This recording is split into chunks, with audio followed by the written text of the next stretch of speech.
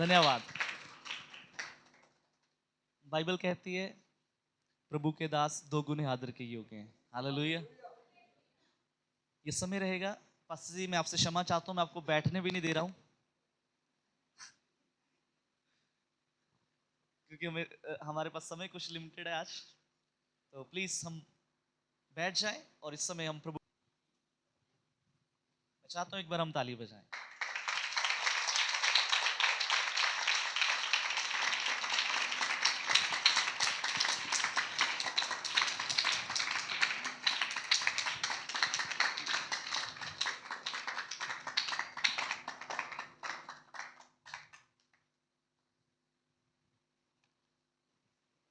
आपके प्यार और मोहब्बत के लिए परमेश्वर का मैं धन्यवाद देता हूं कि आज की इस संध्या काल की समय आपके साथ इस फास्टिंग प्रेयर की पहली रात परमेश्वर की वचन को लेकर खड़ा होने में प्रभु ने मेरी सहायता किया।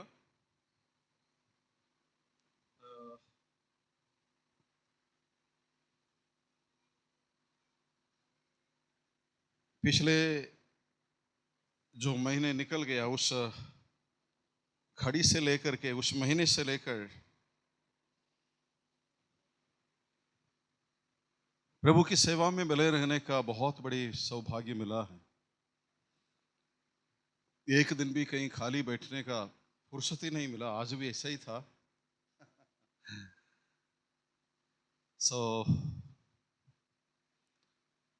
मैं प्रभु का धन्यवाद दूंगा। जो लोग उपवास की प्रार्थना में हैं, अपनी मन की जो भी इच्छा है, जो भी तमन्ना है, जो परमेश्वर की उपस्थिति पर आप उस बात को रखकर प्रार्थना कर ही रहा है, परमेश्वर उस बात के ऊपर आपको सफल बनाए।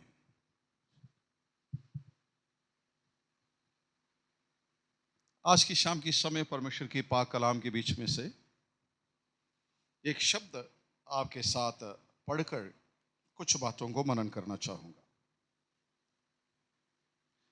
मनन के लिए हम लोग पढ़ेंगे यशायाह नबी की पुस्तक के बीच में से एक आयत पढ़ेंगे। यशायाह नबी की पुस्तक उसका 55 बाब का 10 और 11वां आयत हमारी मनन के लिए पढ़ेंगे।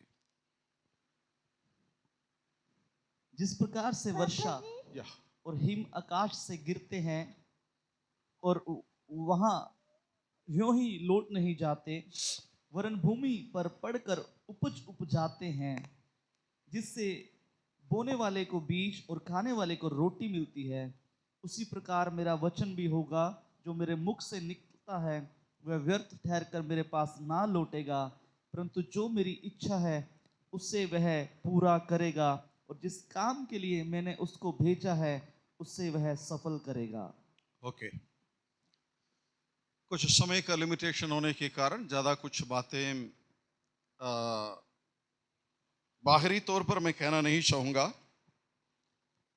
जो परमेश्वर की आत्मा आपके साथ बांटने के लिए जो भी कुछ बातें मेरे मन में डाला है, मैं उसी बात पर ही जाना चाहता हूँ।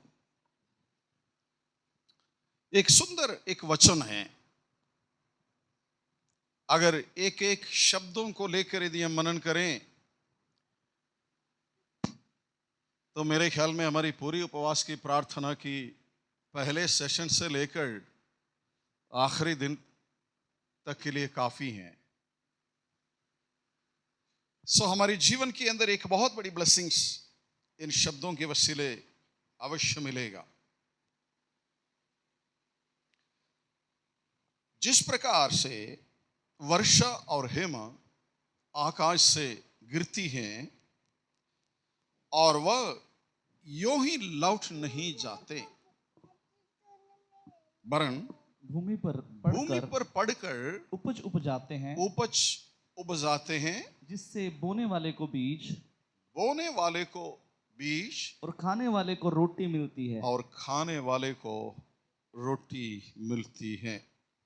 उसी प्रकार मेरा वचन भी होगा जो मेरे मुख से निकलता है, वह व्यर्थ ठहरकर मेरे पास ना लौटेगा, परंतु जो मेरी इच्छा है जो मेरी इच्छा है उसे वह पूरा करेगा, इससे वह पूरा करेगा, और जिस काम के लिए मैंने उसको भेजा है या उसे वह सफल करेगा। जिस काम के लिए मैंने उसे भेजा है उसे वो सफल करेगा। हमारी इस संसार में बहुत से महान व्यक्ति, महान पुरुष, महान लोग इस दुनिया में आया और बहुत से बातें की हैं। उनकी बहुत सारी कथन, बहुत सारी टिप्पणियां इतिहास की पन्नों पर लिखे हुए आपको मिलेंगे। हो सकता है उनमें से कई सारी बातों को हम जानते भी होंगे,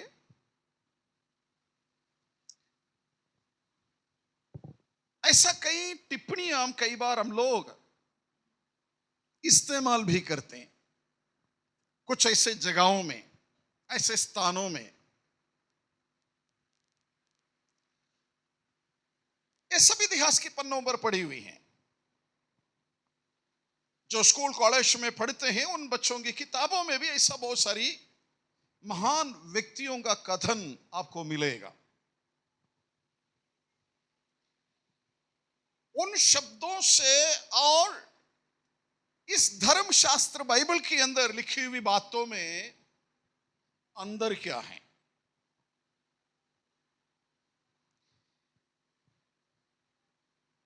संसार में आए गए उन महान लोगों की शब्द जो उन्होंने अपने मुंह से कहा, वो केवल इतिहास की पन्नों पर लिखित तौर पर पड़ी हुई हैं। यानी उन शब्दों के अंदर इंसान की जिंदगी को परिवर्तित करने का कोई सामर्थ्य नहीं है। इंसान की जिंदगी के अंदर कोई जान देने का पावर नहीं है। उन शब्दों से किसी की जीवन के अंदर कोई उन्नति नहीं मिलती। उन शब्दों के वसीले किसी की जीवन के अंदर कोई सांत्वना नहीं मिलती। परंतु जिस वचन की ये किताबें जो आपके और मेरे हाथ में हैं, जिसके अंदर लिखी हुई हर एक वचन जो पढ़ेगा, जो पढ़ते हैं, जो प्रचार करते हैं, जो सुनते हैं, वो शब्द उनकी जिंदगियों के अंदर एक नया जिंदगी को पैदा कर लेता है। निराशा से भरा हुआ जीवन के अंदर आशा को उत्पन्न करता है। चाहे हम जितना भी निराशा में जो डूबा हुआ क्यों ना हो, जब खुदा का कलाम जब हम सुनते हैं, जब हम पढ़ते हैं, वो वचन मेरे और आपके जीवन के अंदर इतना सांत्वना लेकर आते हैं, इतनी तसल्ली हमें देती हैं। वही सामर्थ है इस वचन के अंदर। आमीन। जब आपको सांत्वना देने के लिए अगल बगल में जब कोई ना हो, उस समय में भी यदि आप परमेश्वर की पाक कलाम को लेकर, पाक वचन को लेकर आप पढ़ोगे, उस पर मनन करोगे, वो आपसे बातें करेंगे। वो आपके जीवन के अंदर एक नए तसल्ली को उत्पन्न करेंगे। आपकी निराशाओं को दूर करने के लिए वो वचन सामर्थी हैं। एक शब्द कहते हुए मैं जल्दी आगे बढ़ना चाहूंगा। इसलिए परमेश्वर के हर एक जन को इस पवित्र शास्त्र बाइबल की, इस कलाम की वचनों को पढ़ने की आवश्यकता है। इस वचन को अपने हृदय में रख छोड़ना चाहिए। इस वचन को अपने हृदयों में जमा कर लेना चाहिए। ज़बूर में ऐसा एक शब्द लिखा है, भजन संगीता में, मैंने तेरे वचन को अपने हृदय में रख छोड़ा ताकि मैं तेरे विरुद्ध कोई पाप ना करूं। परमेश्वर का कलाम, परमेश्वर का वचन मेरे और आपके हृदय में रहने से पापों से वो मुझे और आपको दूर रखता है। इतना बड़ा सामर्थ्य है खुदा के कलाम के अंदर। हम भी उसी दुनिया में रहते हैं। पाप करने का या पाप को हमारे जीवन के अंदर प्रवेश करने का हर द्वार हमारी चारों तरफ खुले पड़े हुए हैं। वो कभी भी मेरी और आपके जीवन के अंदर एंट्री ले सकता है। वो हमारी जीवन के अंदर प्रवेश कर सकता है। वो सिर्फ मौका ढूंढ रहा है।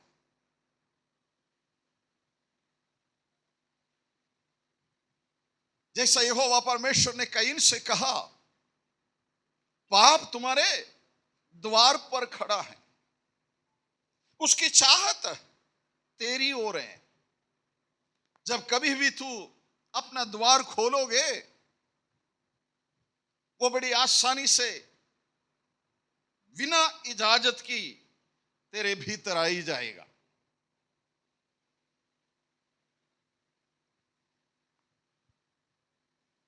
पाप कभी भी हमारे जीवन से इजाजत नहीं मांगते, इजाजत हम देते हैं। यदि हमारी हृदय की बंद द्वार हम उसके लिए खोलोगे, हमारी कान की द्वार यदि हम उसके लिए खोलोगे, हमारी आंखों के द्वार यदि उसके लिए खोलोगे, तो वो ऑटोमेटिकली हमारे जीवन के अंदर प्रवेश कर लेते। मैं शब्द कह रहा था, इसलिए परमेश्वर की कलाम को, वचन को हमारे हृदय में जमा करने की आवश्यकता होती है। इसलिए बार बार हमसे यही कही जाती है, वचन को पढ़ो, वचन को मनन करो, परमेश्वर की कलाम को मुंह जबानी याद करो। जितना मैं और आप परमेश्वर की पवित्र वचन को अपने जीवन के अंदर आप जमा करोगे, उतनी संसार की मलिनता से, इस संसार की दुष्टता से आप दूर रह पाओगे। मैं आशा करता हूं, प्रार्थना करता हूं, हमारे जीवन के अंदर परमेश्वर की वचन को ग्रहण करने का एक अजीम सामर्थ्य परमेश्वर हमें दे दिया जाए। हालेलुया। मुझे मालूम है कई लोगों को परमेश्वर की कलाम को पढ़कर मनन करना, कुछ लोगों के लिए बड़ी दुविधाएं होती हैं। कुछ लोगों को शायद पढ़ना नहीं आता होगा। प्रार्थना करिए ऐसा लोग, प्रभु मैं जब आपकी कलाम को सुनता हूं, मैं आपके वचन को सुनता हूं, वो वचन मेरे हृदय में जमा हो जाए। वो वचन एक कान से सुनकर मैं दूसरे कान से निकालने वाला ना बने। सुनने वाला कलाम हमारी जीवन के अंदर प्रवेश होकर वो मेरी जीवन के अंदर कुछ हलचल मचाने की काम किया जाए। Praise the Lord. सो इस संसार में बहुत से महान लोग आए, महान बातों को कहा, वे सब कहीं ना कहीं किसी ना किसी ठिकाने में जमा हुआ है। परंतु मेरा यीशु ने जो शब्द कहा, वो शब्दों को आज तक इस दुनिया की कोई भी ताकत कहीं ठिकाना नहीं लगा पाया। लोगों ने कोशिश तो किया है। अगर इतिहास को हम ढूंढ ले, तो बहुत से लोग इस परमेश्वर की कलाम को नाश करने के लिए जिंदगी में लोगों ने निर्णय लिया कि ये बाइबल नामक जो पुस्तक है ना, इसको दुनिया में से खत्म किया जाएगा। बड़े कोशिशें की हैं, परंतु किसी भी इंसान से ना हो पाया, ना होगा। ये तो चलती रहेगी। हालेलुया। क्योंकि इस कलाम के अंदर नई जिंदगी को उत्पन्न करने का सामर्थ्य रहती है। खुदावंद का मैं शुक्रिया अदा करता हूं। सच में परमेश्वर का कलाम जो है ना, मेरी और आपके जीवन के अंदर जो परिवर्तन लाता है, उस परिवर्तन की तरफ हम अपनी जीवनों को जरा सा देखने की हम लोग कोशिश करिए। वचन, ये वचन है क्या? हम सब विश्वासी लोग हैं, लगभग वचन के ऊपर मनन करने वाले, थोड़ी बहुत बातों को जानने वाले लोग हैं। सर्वशक्तिमान परमेश्वर अपने मुंह से कहा हुआ शब्द हैं वचन, यानी इब्रानी शब्द में कहते हैं लोगोस, परमेश्वर का बताया हुआ शब्द वचन। और जब हम यूहन्ना के सुसमाचार उसका पहला अध्याय की पहली शब्द पर जब हम पढ़ते हैं, आदि में वचन था और वचन परमेश्वर था और वचन परमेश्वर था। सो आदि में वचन था। जब उसका 14वां आयत हम पढ़े, 14th वर्सेस, वचन देहधारी हुआ, आत्मा और सच्चाई में भरकर हमारे बीच में डेरा किया, हमारे बीच में बसा।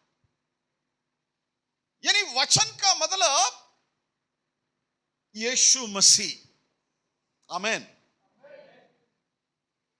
वचन यीशु मसीह है। यीशु मसीह का दूसरा एक नाम है वचन। जब आपके जीवन के अंदर वचन है, तो इसका मतलब यीशु मेरे जीवन के अंदर है। हालेलुया। जब आप वचन लेकर शत्रु से, दुश्मन से जब आप लड़ाई करते हैं, यफसियों की पत्री में लिखा है, वो वचन तलवार बनकर वो काम करता है। हालेलुया। सो खुदावंद का कलाम, वचन जब आपके जीवन के अंदर आप जब जमा करोगे, मौके के अनुसार उस वचन को आप इस्तेमाल कर सकते हैं। यानी कि प्रभु की कलाम हमें अनुमति देता है, बेटा तू जिस प्रकार मुझे पाना चाहते हो, जिस प्रकार तू मुझे इस्तेमाल करना चाहते हो, तुम इस्तेमाल कर सकते हो। हालेलुया। जहां हम आपको वचन लेकर लड़ाई लड़नी है, दुश्मनों को काटना है, दुश्मनों को सामना करना है, दुश्मनों को डराना है, दुश्मनों को हराना है, तो बस उस वचन की तलवार आप चला लीजिए। उस वचन की तलवार के सामने दुश्मन खड़ा नहीं हो पाएगा। आमीन। जब यीशु मसीह उस दुष्ट शैतान से वचन के वसीले ही डरा, लड़ाई किया, वचन से ही उनको हराया। ये तमाम बातें हम लोग जानकारी रखते हैं। जब यीशु मसीह की फास्टिंग के बाद, उपवास के तुरंत फरमाने वाले, परीक्षा लेने वाले यीशु के पास आते हैं और बातों से यीशु मसीह को वो उलझाने की कोशिश करते हैं, कुछ बातों को उसके जीवन में से निकालने की कोशिश करते हैं। परम प्रधान परमेश्वर के खिलाफ पाप करने के लिए उनको उत्साह जाता है। तो उन तमाम बातों से यीशु मसीह ने वचन के वसीले ही जीत हासिल किया है। आमेन। वचन यीशु है और यीशु ही वचन है। Praise the Lord. सो उस वचन मेरे और आपके जीवन के अंदर कितना क्रियाशील है, कितना तक वो कलाम जो वचन हमारे जीवन के अंदर कार्य करता है। सो इन बातों के ऊपर हम लोगों को ध्यान देना है। प्रभु के नाम की स्तुति हो। सो मेरी आशा है, मेरी प्रार्थना है, परमेश्वर की वचन, परमेश्वर की कलाम हमारी जीवनों के अंदर कुछ नए उम्मीदें, कुछ नया आशाएं पैदा किया जाए। वचन को जिस प्रकार समझना है उस प्रकार हमें समझना है। हर हफ्ते हम लोग प्रचार तो सुनते हैं, संडे को चर्च में आते हैं, अच्छे अच्छे कलाम हमारे सामने सुनाया जाता है, हम सुनकर जाते हैं, परंतु सुनने वाला वचन में कितना हमारे जीवन के अंदर क्रियाशील होता है, बस उसके ऊपर ही हमें ध्यान देना है। अगर सुनने वाले वचनों के ऊपर हम यदि मनन ना करें, उस पर अमल ना करें, तो फिर हमारी सुनने का कोई फायदा नहीं है। मैं आपसे यही प्रार्थना करूंगा, सुनने वाले परमेश्वर की कलाम के ऊपर आप जरूर मनन करिए और उस पर चलने की हम लोग प्रयास करिए। पुराना नियम की भक्त लोग,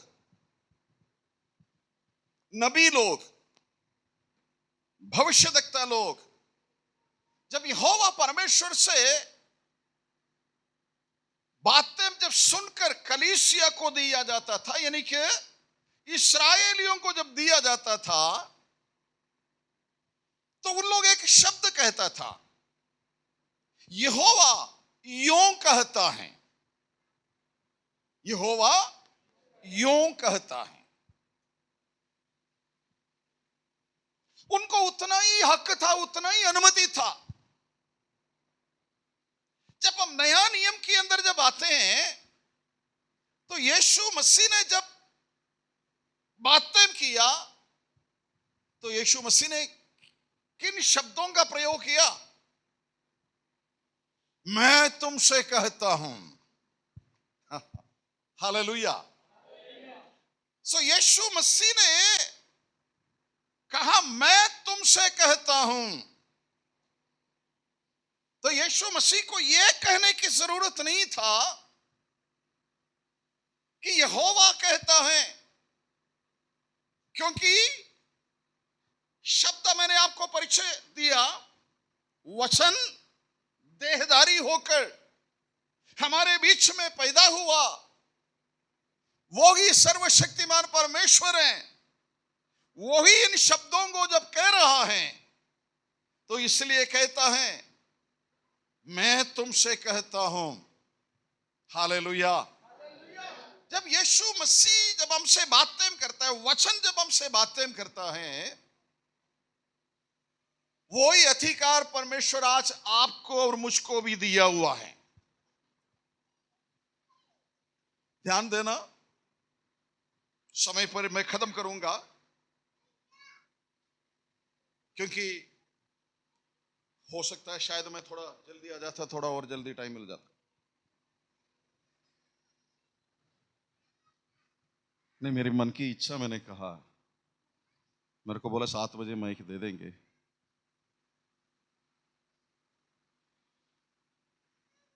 प्रेज द लॉर्ड।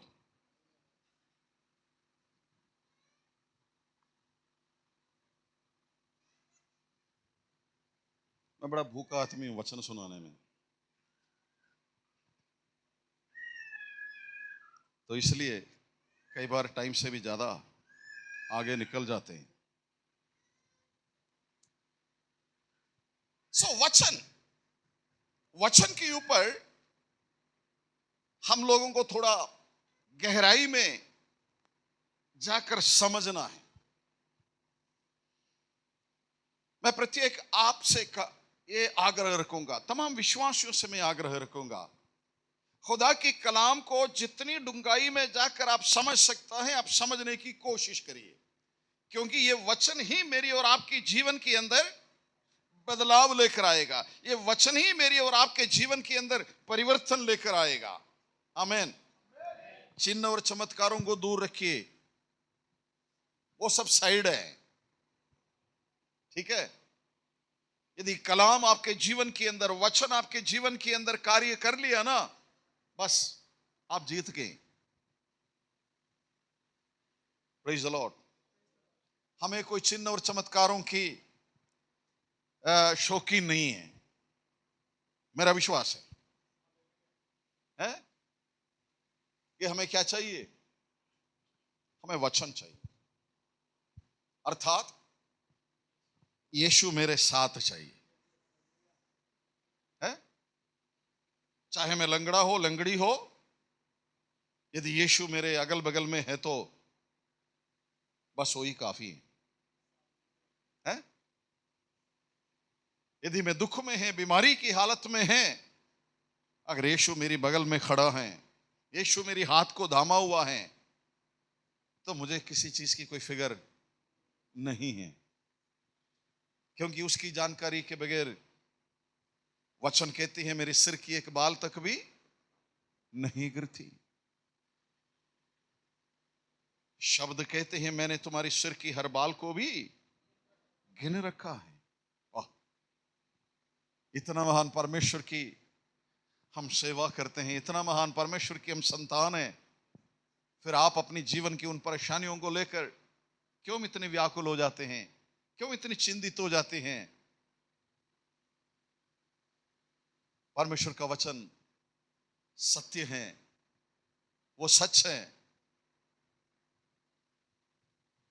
वो मेरे और आपके जीवन के अंदर जो वायदा करते हैं वो वायदा पूरा करेगा वो। हालेलुया। हम उस वायदा के लिए थोड़ा वेट करें, ठीक है? जल्दबाजी ना करिए ना। कई बार हम इंसान हैं, हमारे जीवन के अंदर यही होता है, थोड़ा जल्दबाजी होती है ना, फटाफट हो जाए, आज ही हो जाए, आज ही हो जाए, इसी घड़ी हो जाए, खड़े पैर पर हो जाए, है? इतना भी जल्दबाजी ना करिए, परमेश्वर की घड़ी का इंतजार करिए आप। Praise the Lord. वादा करिए परमेश्वर के साथ, प्रभु चाहे किसी भी कंडीशन में आप मुझे रखना चाहते हैं ना, रख लीजिए, मैं आपके साथ हूं, मुझे सामर्थ्य देना प्रभु, है? तो वो प्रभु आपको सामर्थ्य देगा, आप चलते चलोगे उनके साथ। Praise the Lord. देखिए, वचन में से एक शब्द और पढ़ेंगे, उसके बाद में हम लोग जो वचन पढ़ा है उसी की तरफ वापस मैं आने की पूरी कोशिश करूं, जल्दी कर लेता हूं। ओके, पहला यूहन्ना की पहली पत्री उसका 5वां अध्याय का 20वां पद को जरा पढ़ेंगे। या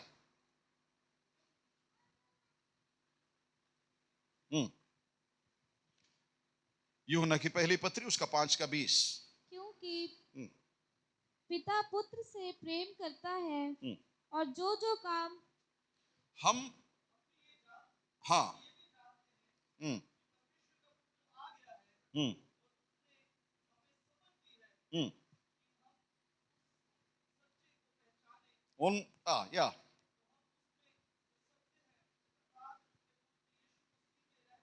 हम्म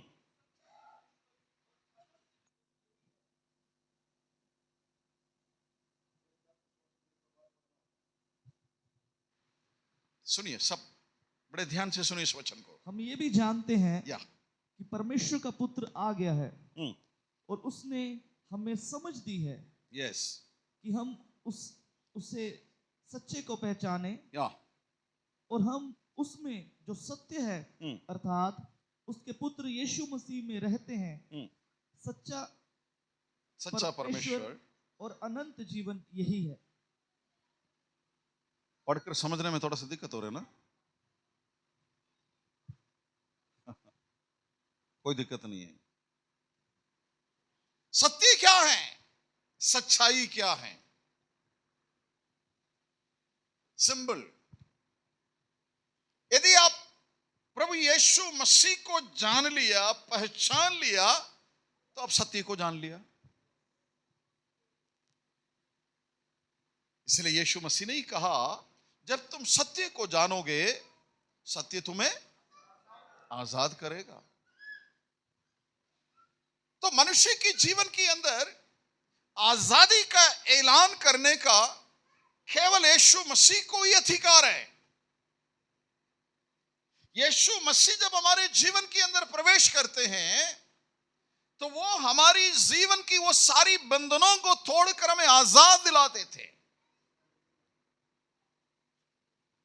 यदि इतने समय से लेकर हम प्रभु में रहते हैं, अगर यदि आज भी आपको कोई बंधन महसूस होता है अपनी आजादी के ऊपर, आज भी आपको कोई शक है, कोई डाउट है, तो आज परमेश्वर की उपस्थिति पर यह प्रार्थना करना है, प्रभु आपका वचन, आपका कलाम कहते हैं जब सत्य को जानोगे सत्य तुम्हें आजाद करेगा। परंतु जिंदगी की इस ये फलाने क्षेत्र से मैं आज तक आजाद नहीं हो सका, स्वतंत्र नहीं हो सका।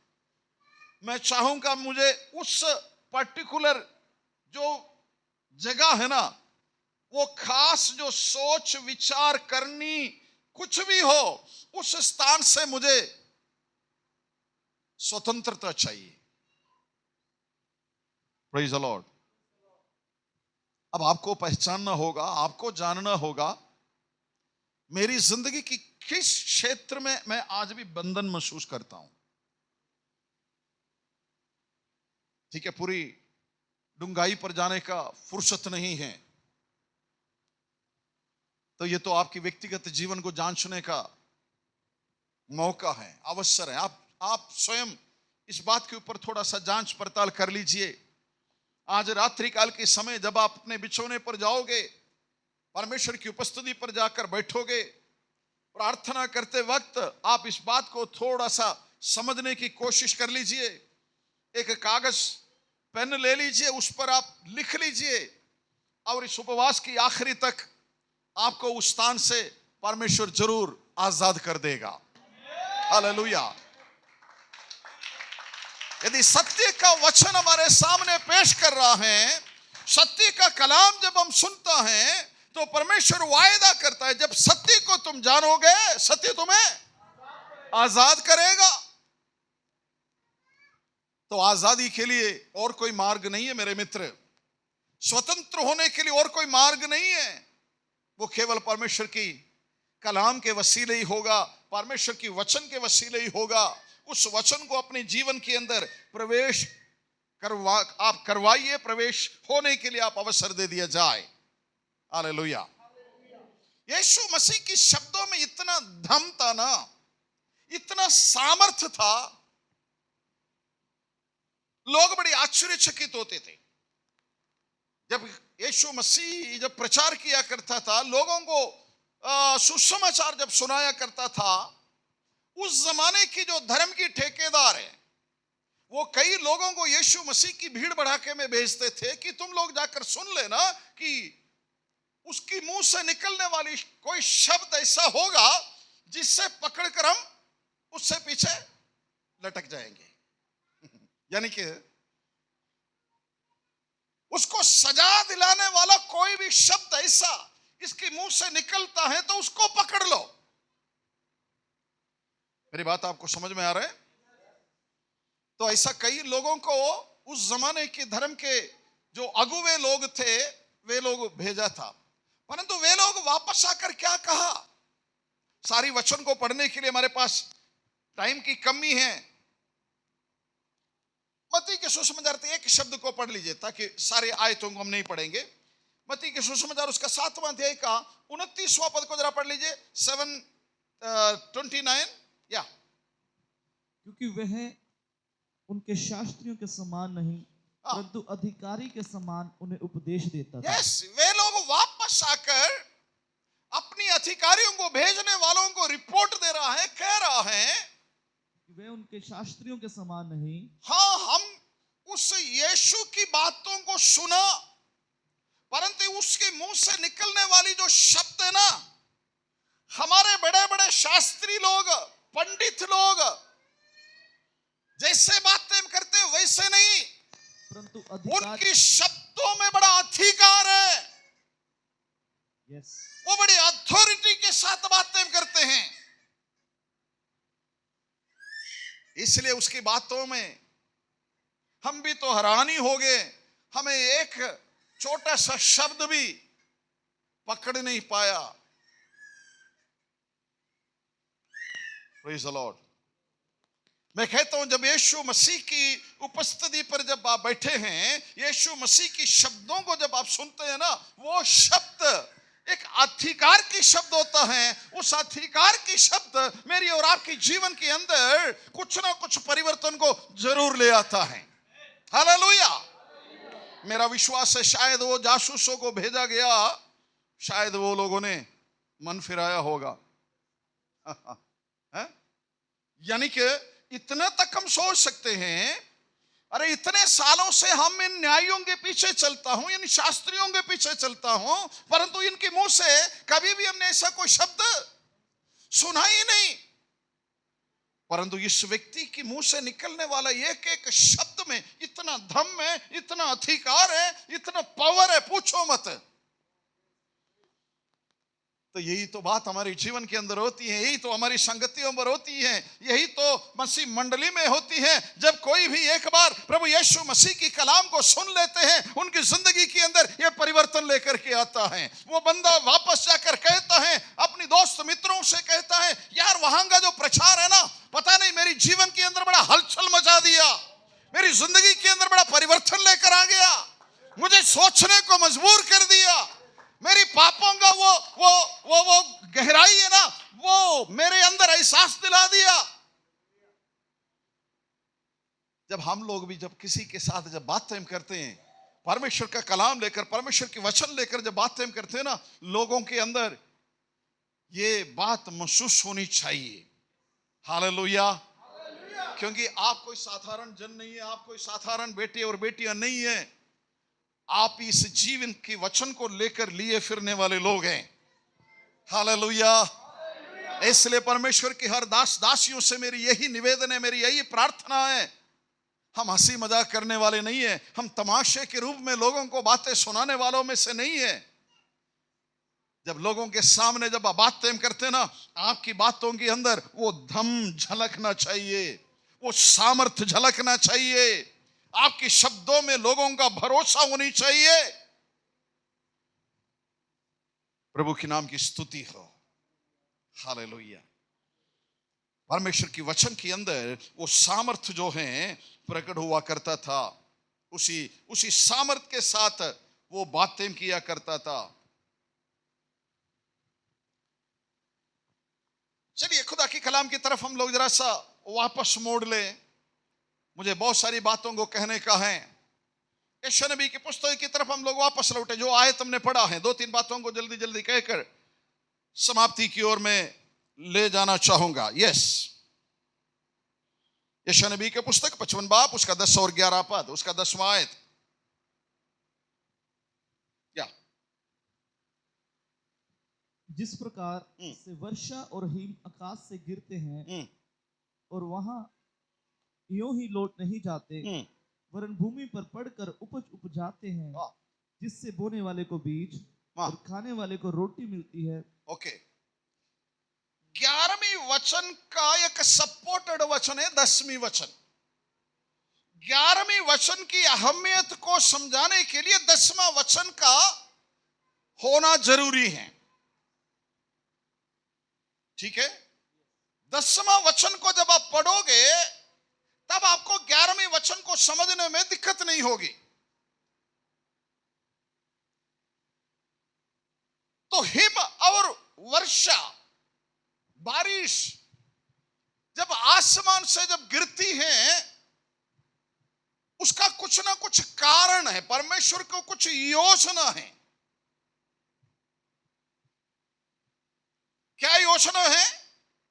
वो धरती पर पड़े और धरती को उपजाऊ बनाए, धरती को बंजर हालत में छोड़ना नहीं चाहते हैं। उस धरती में से कुछ ना कुछ उगना चाहिए। तो वहीं पर शब्द कहते हैं, बोने वालों को बीज और खाने वालों को रोटी पैदा करता है। क्या? ऊपर से गिरने वाला वर्षा और वो हिम धरती को एक बदलाव में लेकर के आता है। हमें पता है, खास तौर पर जो लोग कभी पंजाब से बाहर नहीं गए, पंजाब और हरियाणा बहुत ही पानी बेशुमार मिलता है। यहां का जमीन जो है वो खाली पड़े नहीं रहते। यहां का जमीन सूखे पड़े हुए कुछ लोगों ने देखा नहीं, परंतु इन दोनों स्टेट से कुछ लोग जब बाहर रहते हैं, या जैसा यूपी, मध्य प्रदेश, बिहार, है ना, इन इलाकों में जाएं तो अगर बारिश ना पड़े तो उनका धरती सूखे पड़ जाते हैं, कुछ उपजाऊ नहीं होते। वो ऊपर वाले से दुआई करते हैं, हे खुदा मी बरसा ले, बारिश गिरा दे ताकि हम खेती कर सको। वो सिर्फ बारिश का ही प्रतीक्षा करते हैं। जब बारिश गिरेगा तब हमारी जमीन हम तैयार करेंगे, या तैयार किया हुआ जमीन के अंदर अगर बीज बोना है तो हमें बारिश चाहिए। जो शब्द मैंने कहा, पंजाब और हरियाणा में ये दिक्कत नहीं है, क्योंकि हमारी जमीन में बहुत पानी है, सबके पास बोर है, हमारे पास नदियां हैं, दरिया हैं, है ना। हम हमेशा हमारी जमीन को उपजाऊ बना के रखते हैं। सो प्रभु का वचन कहती है बारिश और हिम इस धरती को उपजाऊ बना देता है। वो है उसका मकसद, उसका उद्देश्य। ये परमेश्वर यही चाहता है, धरती में रहने वालों को भूखा नहीं रहना चाहिए, उसको रोटी मिलना चाहिए। उसी प्रकार, अब 11वां आयत, उसी प्रकार, हाँ, मेरा वचन भी हाँ, होगा जो मेरे मुख से निकलता है, हाँ, वे व्यर्थ ठहर कर मेरे पास ना लौटेगा, परंतु जो मेरी इच्छा है उससे वह पूरा करेगा। उसी प्रकार मेरा वचन भी होगा। जैसा बारिश इस धरती पर पड़कर उपजाऊ को पैदा करता है, अनाज पैदा करता है, सबको बेशुमार रोटी के लिए इंतजाम करता है, वैसा ही मेरा वचन भी होगा।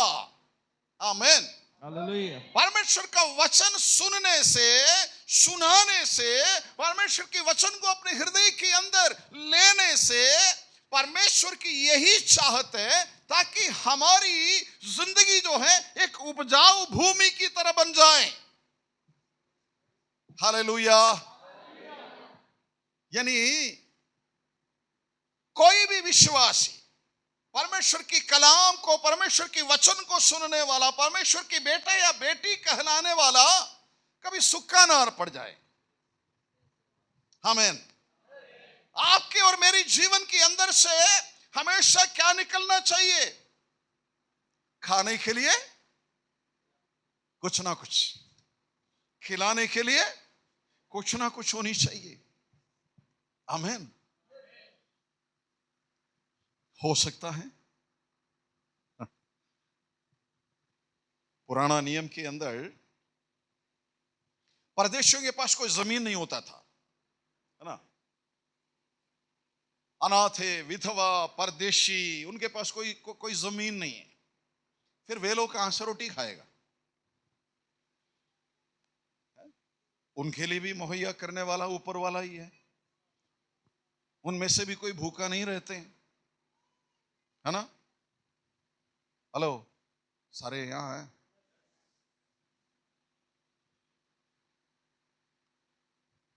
हमारे देश में भी बहुत सारे लोग हैं। हमारे लुधियाने के अंदर बहुत लोग हैं जिनको कोई नौकरी पेशा है नहीं, भीख मांगकर रोटी खाते। साडे नालों वधिया रोटी खाने वे। ਜਦੋਂ ਤੁਸੀਂ ਉਹਨਾਂ ਦੇ ਮੁਹੱਲੇ ਦੇ ਵਿੱਚੋਂ, ਸੜਕ ਦੇ ਕਿਨਾਰੇ ਦੇ ਵਿੱਚੋਂ, ਉਸ ਪੁਲ ਦੇ ਥੱਲੋਂ ਤੁਸੀਂ ਲੰਘ ਜਾਓਗੇ ਨਾ, ਵਾਹ चिकन ही बनता उधर है। ਅਸੀਂ ਕਿਹੜਾ रोज चिकन खाने, महीने च एक बार, हफ्ते च एक बार, है ना। पर वो लोग रोज ही चिकन ही खाते, मटन। चलो खांदा की है सानू नहीं पता, पर बड़ा खुश बनता है। यानी वे लोग भी भूखे नहीं रहते, ऊपर वाला उनके लिए भी हाँ इंतजाम करता है। हालेलुया। सो परदेशी और अनाथ और विधवाओं के लिए भी यहोवा परमेश्वर ने पहले से इंतजाम कर लिया है कि तुम्हें भी अपना रोटी मिलेगा। चाहे तुम्हारे पास जमीन ना भी हो, चाहे तुम्हारे पास नौकरी पेशा ना भी हो, चाहे तुम्हें बाइबल पढ़ना नहीं आती हो, तो भी तुम भूखे नहीं रहोगे। तो भी तुम्हारे जीवन में से कुछ ना कुछ निकाल कर दूसरों को देने के लिए परमेश्वर ने ऑलरेडी आपके हृदयों के अंदर बोया हुआ है। कुछ पल्ले पड़ रहे कि नहीं है? मैं तो अनपढ़ हैगा, मैनू पढ़ना नहीं होता, ये सोचकर यदि आप बैठे हुए हैं तो आज परमेश्वर का कलाम कह रही है, परमेश्वर का वचन कह रही है, बोने वालों को बीज भी, खाने वालों को रोटी भी वो तैयार करता है। तो इतने सालों से बैठकर सुन रहा ना, इतने देर से हम सुन रहा हूं, कुछ ना कुछ तो आपके दिल में भी होगा, कुछ ना कुछ तो आपके दिमाग में भी होगा, आपके अगल बगल वाले को कुछ बोलने के लिए, कुछ कहने के लिए है? आप जैसे लोगों को साथ वचन बांटने के लिए आपके हृदय में कुछ ना कुछ तो होगा ना, होनी चाहिए। प्रभु के नाम की स्तुति हो। खुदा ने इंतजामत किया, पता है पुराना नियम की अगर आप उस बातों को देखो तो कई सारी बातें, हम रूत की पुस्तक में से पिछले दिनों पर मनन कर रहा था, या कुछ बात और भी हम देखना है। तो बोवाज ने एक बात को कहा, ये लड़की है ना तुम्हारे पीछे पीछे जो बीन रही है ना, तो उसके लिए करना क्या है, याद है तो बोलो है? हाँ, तुम्हारी भूलियों में से कुछ जानबूझ के गिरा देना, ताकि उसके पास काटने के लिए क्या बोलते हैं, दाती नहीं है। शाम को वो भी जाकर रोटी खाना। हालेलुया। बात आपको समझ में आ रहा है? हाँ। दूसरी बात और है, 6 साल तुम अपनी खेती बाड़ी करो, 7वां साल तुम्हारी जमीन को ऐसा ही छोड़ देना। कौन जमीन करेगा, कौन बोएगा? वही यही लोगों के लिए है, तुम मना नहीं कर सकते। 7वां वर्ष जो है तुम्हारा धरती खाली पड़ा रहेगा। अगर उस धरती पर तुम्हारा ये परदेशी, ये लोग अगर कुछ मेहनत करना चाहते, कुछ काम करना चाहते तो करने दो। सारी बातों को आपके साथ आज उगलने का टाइम नहीं है। हालेलुया। मैं भी यही पूछूंगा, अगर आपके जीवन में भी है ऐसा कुछ योजना है, आपने तो खा खाकर इतनी तगड़े होगी, इतनी मोटियां होगी, दूसरों को खिलाने पिलाने के लिए आपके पास है कुछ? होनी चाहिए, होनी चाहिए। Praise the Lord. सो परमेश्वर का वचन 11वां शब्द हमने पढ़ लिया, उसी प्रकार मेरा वचन भी होगा। जिस मकसद के लिए, जिस उद्देश्य के लिए मैंने वचन को भेजा, वो अपना काम करके लौटेंगे, करके लौटेंगे। सो परमेश्वर का कलाम क्या क्या करते हैं? नंबर 1, पहली बात, खुदा का कलाम सबसे पहले जिंदगी देता है, सृष्टि करता है। ठीक है, परमेश्वर का कलाम सृष्टि करता है। उसके लिए बहुत सारी आयतें हैं, सारी आयतों को पढ़ने की आवश्यकता नहीं होगी। ठीक है, उत्पत्ति की पुस्तक उसकी पहली अध्याय से हम लोग पढ़ते हैं कि परमेश्वर ने कहा हो जाए, हो गया है? हो जाए, हो गया, होता रहा। सिर्फ मेरे और आपके विषय में ही परमेश्वर ने यह शब्द नहीं कहा कि मनुष्य हो जाए,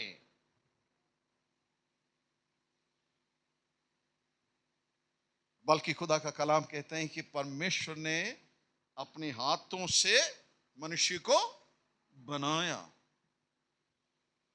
आपके लिए ही परमेश्वर ने समय को अलग किया है, हमारे लिए ही प्रभु ने समय को अलग कर कर एक शक्ल दे दिया, एक रूप दे दिया। बाकी आपकी और मेरे इर्द गिर्द में जितनी भी सृष्टियां हैं, सारी सृष्टि सिर्फ परमेश्वर की मुंह की शब्दों से ही बनी गई हैं। हो जाए। हालेलुया। यदि आप वैज्ञानिक बातों पर खोजबीन करते हैं तो आपको अगर इंटरनेट में वगैरह यदि आप ढूंढोगे, साइंस में एक बात लिखा हुआ है, उसको कहते हैं big bang theory. Big bang theory, उसका मतलब यह है कि अभी भी जब मैं यहां खड़े होकर आपको सुना रहा हूं, अभी भी सृष्टि बनती जा रही है। That's a big bang theory. यानी कि एक आवाज की गूंज जो है ना, वो गूंज जहां कहीं पर भी लगती है, सुनती है, वहां कुछ ना कुछ बनती जा रही है। इसलिए वैज्ञानिक लोग आज तक अपनी खोजबीन को खत्म भी नहीं किया, यानी कि उनको अपना खोजबीन खत्म कर ही नहीं पा रहा हूं, ढूंढ नहीं पा रहा हूं कहां क्या है, कितना हो रहा, कितना हो रहा, कितना हो रहा ना। इतनी सारी गैलेक्सियों को उन लोगों ने देखा, खोजबीन किया, सब कुछ हमें देने के बाद भी कोई ना कोई ऐसा देख कर अरे एक नया और निकल आया, एक नया और निकल कर आ गया। समझ आ रहे? That's a big bang theory. यानी सर्वशक्तिमान परमेश्वर ने आदि में जो शब्द कहा हो जाए, उस हो जाए शब्द के अंदर आज भी सृष्टियां होती जा रही हैं। Hallelujah, hallelujah.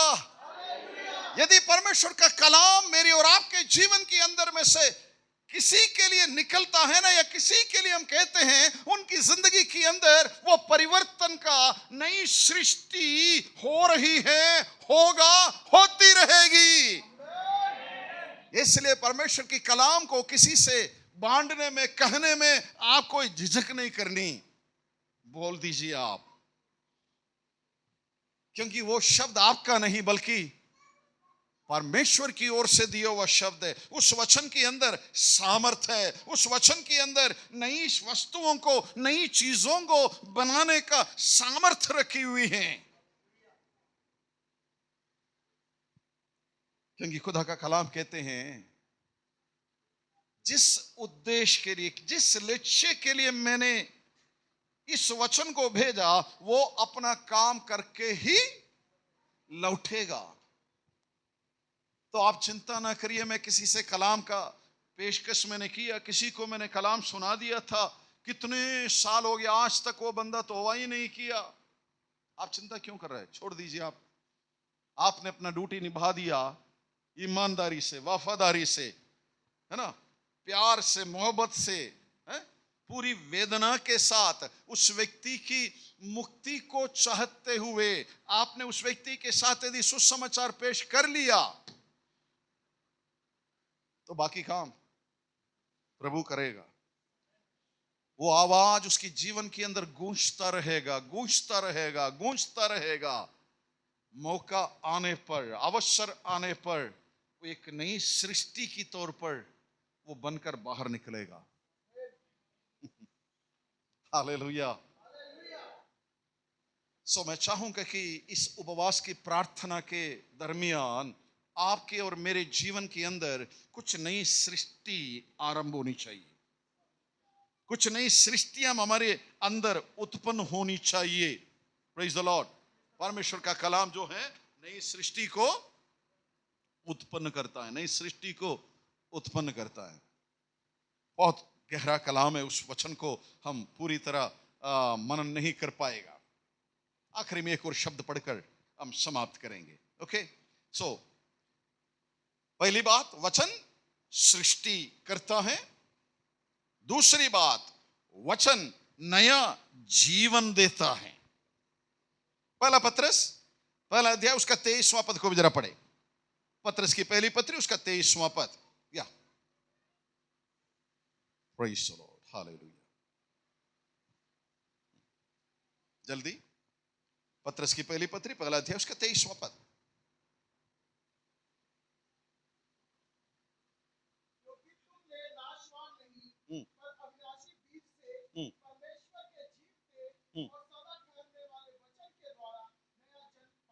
आमेन। सबको सुनने में आया? एक बार और पढ़ेंगे, एक बार और पढ़ेंगे उस कलाम को। हाँ, क्योंकि तुम नाशवान नहीं परंतु अविनाशी बीज से जो परमेश्वर की जीवित और सदा ठहरने वाले वचन के द्वारा नया जन्म पाया है। हम एक अविनाशी बीज के वसीले कभी भी नाश होने वाला, सदा टिकर जीवित रहने वाले वचन के द्वारा हमने नया जन्म पाया है। सो वचन हमारे जीवन के अंदर नया जन्म देता है, नई सृष्टि बना देती है और नया जीवन भी देता है। मैंने जैसा कहा ना, लंबा समय चाहिए। यीशु का शब्द नई सृष्टि उत्पन्न कर लेता है ना। यीशु के पास वो अंधे आया, बैठा हुआ था कहीं सड़क के किनारे पर। हे दाऊद की संतान, दाऊद की संतान, मुझ पर कृपा कर, मुझ पर दया कर। दिखता नहीं हूं, मैं देखना चाहता हूं। यीशु ने कहा, तेरा विश्वास तुम्हें नई दृष्टि दे दे, है ना। नहीं, वो जो लंगड़ा जो सड़क के किनारे पर जिसको बिठाया करता था, पतरस और यूहन्ना की कहने पर उसको नया पैर आ गया है। मेरी बातें समझ आ रहे हैं? परमेश्वर का कलाम क्या करते हैं? नया सृष्टि बना देते हैं। आपके पास बहुत सारी गवाहियां हैं, है ना। बहुत से बीमारों से शिफा पाए हुए लोग हैं, जिनकी जिंदगी की गुर्दे खराब हो गए थे, किडनियां खराब हो गए थे, है ना। लिवर डिसीज कभी ठीक ही नहीं हो सकता, कैंसर कभी चंगे नहीं हो सकता, परंतु ऊपर वाले ने सब कुछ नया ही बनाकर दे दिया। हालेलुया। ऊपर वाले ने नया किडनी डाल दिया, नया लिवर डाल दिया। परमेश्वर का कलाम आज भी सृष्टि करता है, आज भी सृष्टि करता है। क्यों ना आप विश्वास के साथ उस प्रभु से कह दीजिए, प्रभु मेरे अंदर भी है कुछ ना कुछ कमियां, है क्या आप मेरी शरीर का उस ऑर्गन्स को क्या नया बनाओगे प्रभु? मेरे पास ऑपरेशन करने का मणि नहीं है प्रभु, बहुत दर्द सह रही हूं, कई समय से पीड़ित हूं, मैं चाहता हूं यस आप मेरे अंदर एक नया सृष्टि कर लीजिए। यदि आपके अंदर आज भी विश्वास है तो परमेश्वर एक काम करेगा। हालेलुया। यीशु ने कहा, तुम्हारा विश्वास ने तुम्हें चंगा कर लिया। जो हो जाना चाहिए हो गया। तो परमेश्वर का कलाम, परमेश्वर का वचन क्या करते हैं?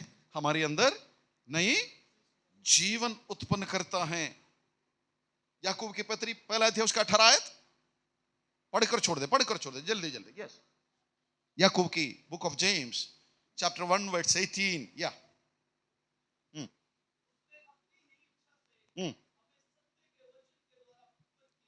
यस,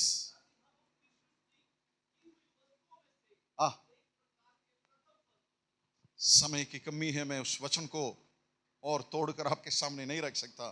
खुदा का कलाम कहते हैं हम सत्य के वचन के द्वारा उसने हमें पैदा किया है। सत्य के वचन के द्वारा हमारे अंदर एक नई सृष्टि बना दिया है। ठीक है। सो तीसरी एक और नुक्ता भी सिर्फ वर्बली कहकर छोड़ देता हूं।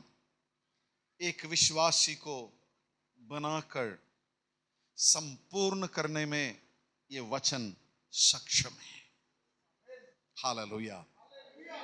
ठीक है। सृष्टि करता है, नया जीवन देता है और उस नए जीवन को एक संपूर्ण मनुष्यत्व में बना देता है। ये सब कुछ कौन करता है? वचन वचन वचन। हालेलुया। सो मैं प्रार्थना के साथ संदेश को आज यहीं पर समाप्त करूंगा। हो सकता है हमारे बीच में कई नए जन, अभी अभी आपकी सृष्टि हुई, अभी अभी ये कुछ नए जीवन आपके अंदर आ गया। ऐसा भी कुछ लोग हैं जिन्होंने इस प्रक्रिया में आगे बढ़ते जा रहा हूं, उस संपूर्णता की तौर पर, है ना, मसीह में बढ़ते बढ़ते बढ़ते बढ़ते जा रहा हूं, दिन प्रतिदिन बढ़ने की इच्छा रखते हैं। उस खुदा से प्रार्थना करिए, प्रभु आपका कलाम है ना, आपका वचन है ना, मेरे अंदर एक संपूर्ण मनुष्यत्व में मुझे बढ़ा दे। हालेलुया। क्योंकि आपकी फास्टिंग प्रेयर की पहली दिन, फर्स्ट ये संध्या काल, लगातार प्रार्थना करिए। जो शब्द मैंने आपसे कहकर आरंभ किया, मैं वही शब्द को कहकर समाप्त करूंगा।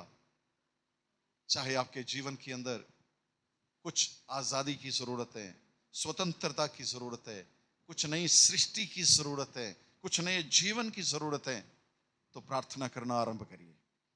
आज ही नाइट सब कुछ होना है शायद संभव नहीं है। खुदा से प्रार्थना करिए, प्रभु हमारी उपवास की प्रार्थना की आखिरी दिन जब मैं खड़े होकर गवाही देना चाहती हूँ, मैं चाहूंगा प्रभु मेरे जीवन के अंदर की उस परिवर्तन के विषय में जो आपके कलाम ने मेरे जीवन के अंदर लेकर आया है।